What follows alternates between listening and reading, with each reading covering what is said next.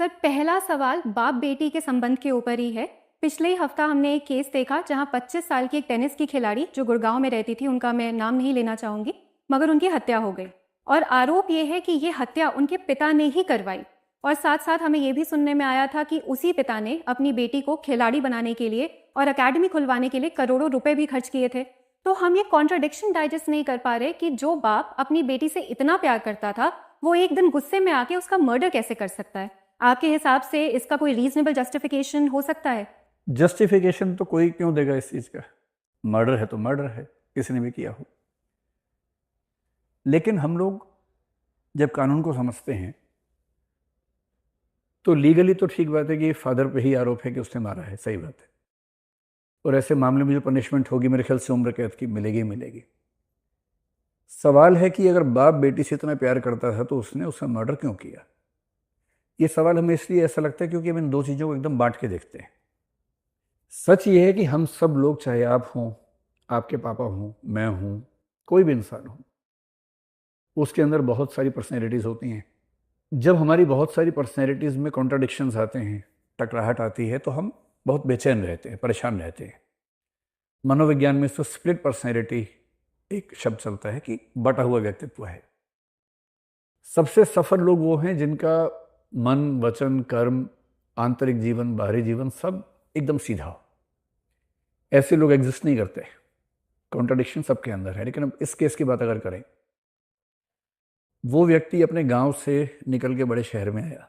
ये दिक्कत आमतौर पे उन्हीं घरों में होगी जहां सेकंड जनरेशन वो है जो बड़े शहर में रही है और पहली जनरेशन वो है जो गांव से शहर में आई थी। ये दिक्कत आमतौर पे वहीं पर दिखेगी, मोस्ट ऑफ द केसेस। तो वो आदमी ठीक ठाक पैसा कमाता था, उसको लगा कि मैं अपने बच्चों को अच्छी परवरिश दूं, बड़े शहर में गया, अंग्रेजी स्कूल में पढ़ाया और हर तरह की एजुकेशन जो देश विदेश में हो सकती है सारी अपने बच्चे को दिलवाई। टेनिस खिलवाया कि वो इंटरनेशनल प्लेयर बने।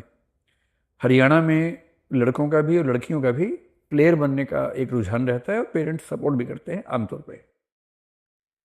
होता क्या है कि जब हम बच्चों को पढ़ने के लिए भेजते हैं बड़े शहरों में, बड़े स्कूलों में, हम चाहते हैं कि वो सीख ले, वहाँ से इंग्लिश सीखे, टेनिस सीखे, गणित सीखे, लेकिन जो सामाजिक परंपराएं परिवार की हैं पिछली पीढ़ियों की, उनमें विचलन नहीं होना चाहिए। पर जब बच्चा स्कूल में जाएगा, कॉलेज में जाएगा, तो पूरा व्यक्तित्व लेके गया है, नए दोस्त भी बनेंगे, नया माहौल मिलेगा। बाप का एक पैर गुड़गांव में है, एक गांव में है, गांव के सब दोस्त उसके वहीं पर हैं, जात बिरादरी के लोग बात करते हैं, वो हर सप्ताह वहाँ जाता है तो जात बिरादरी बैठती है, सबके घरों पर बात होती है। तो वहाँ कुछ लोग कहते होंगे कि भाई तेरी छोरी हाथ से निकल गई। ये सुन के इतना खराब लगता होगा कि उस बाप के नज़रिए से देखेंगे तो उसकी तो ज़िंदगी अपना समाज है, बिरादरी है। हम सब अपने अपने समाज से जुड़े हुए हैं और जो समाज से कट गया है, जिसको मार्जिनलाइज पर्सन कहते हैं, सीमांत व्यक्तित्व कहते हैं, उसका जीना बहुत मुश्किल है। हम सबको समाज चाहिए। पिता का जो समाज है वो उसको बार बार उलाहने दे रहा है, उपलम्ब दे रहा है, नाराज़ हो रहा है, व्यंग्य कर रहा है, वो नहीं झेल पा रहा। वो बेटी से बात करता है, बेटी नए समाज की है, उसे अपनी एकेडमी खोलनी है, वो बचपन से उसी माहौल में रही है, उसको वो माहौल प्रभावित नहीं करता जो पिता को करता है।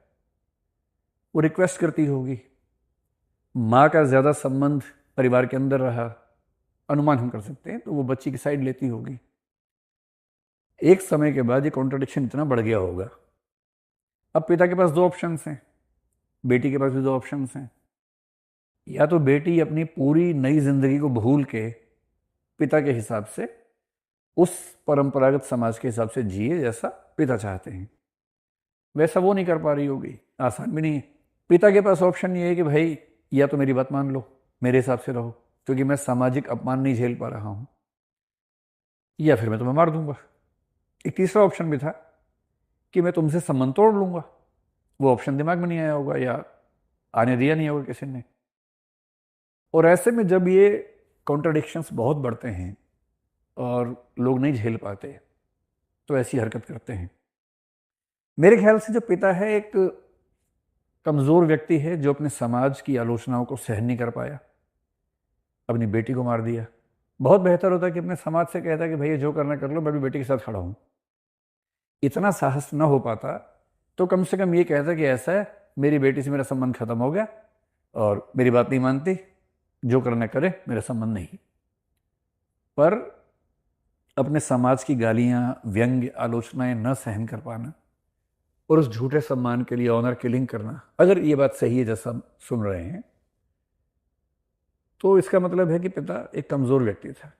और इसमें कॉन्ट्राडिक्शन वो नहीं है, जब वो अपनी बच्ची का बचपन देखता होगा तो उसको प्यार आता होगा, जब वो मेहनत करती होगी उसको प्रेम आता होगा, जब वो अवार्ड जीती होगी टेनिस में उसको बड़ा सम्मान का भाव आता होगा, उसे चोट लगती होगी उसका दिल पसीजता होगा, उसे दुख भी होता होगा। है तो बाप ही ना भाई, और बाप के लिए बेटी का क्या महत्व है हम सब जानते हैं। वो एक पक्ष है। तो बाप का बेटी को प्यार करना, टूट के प्यार करना एकदम सामान्य बात है, वो करता ही होगा। पर वही बाप जब समाज में जाता होगा, ऐसी बातें सुनता होगा, एक आरोप है कि उसने एक वीडियो बनाया एक मुस्लिम लड़के के साथ, हो सकता है गांव के लोग इस बात पे आपत्ति करते हों। बेटा होता और मुस्लिम लड़की के साथ वीडियो बनाता तो दिक्कत यहाँ नहीं आती, फिर उससे घर में आती। क्योंकि लड़की हर समाज में सम्मान का एक शो पीस है कि तेरी लड़की किसी के साथ कैसी वीडियो बना सकती है। लड़का बनाए तो मतलब सम्मान की बात है, लड़का क्या बात है, तेरा लड़का कितना विजेता है, कितने समाजों की लड़कियों के साथ वीडियो बना के आ गया है, तो विजेता वाला भाव है। पर लड़की का वीडियो बन जाए और वो बाहर आए, लोग आलोचना करें, तो झेलना परंपरागत लोगों के लिए बड़ा मुश्किल होता है।